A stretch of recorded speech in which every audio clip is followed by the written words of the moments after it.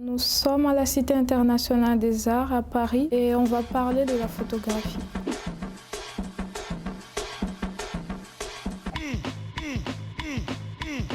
Je fais de la photographie artistique. Ça fait 5 ans que je suis photojournaliste. Je travaille souvent au Congo. Je m'inspire des histoires des gens autour de moi, de mon propre histoire, raconter des histoires vraies. Je suis d'une grande famille de 10 enfants, l'avant-dernière. Donc je passais tout mon temps à écrire, à me poser des questions. Et j'avais toujours le rêve d'être une sorte de voix pour les sans-voix. Je travaille sur un projet qui s'appelle Derrière le masque. Pour certaines personnes, le port de masque n'était pas important parce que on se disait tous qu'il n'y a pas Covid au Congo, que c'était quelque chose de politique. Pendant tout ce temps, tout le monde négligeait à se protéger, à protéger les autres.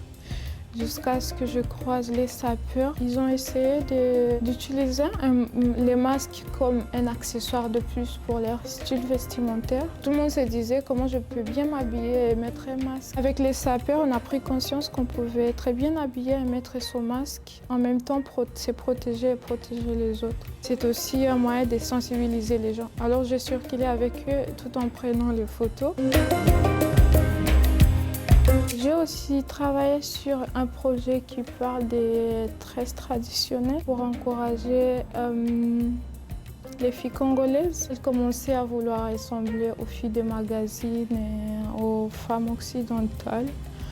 Et pour moi, c'était un échec parce que c'est très important de s'accepter tel qu'on est si on veut changer les choses. Dans tout mon entourage, il y a toutes les copines qui commençaient à utiliser les tresses traditionnelles pour lisser et pour faire pousser les cheveux. Ça a permis aux filles de comprendre et de voir la beauté de la peau noire et des cheveux naturels, des cheveux crépus. Ça a été une sorte de consolation pour moi.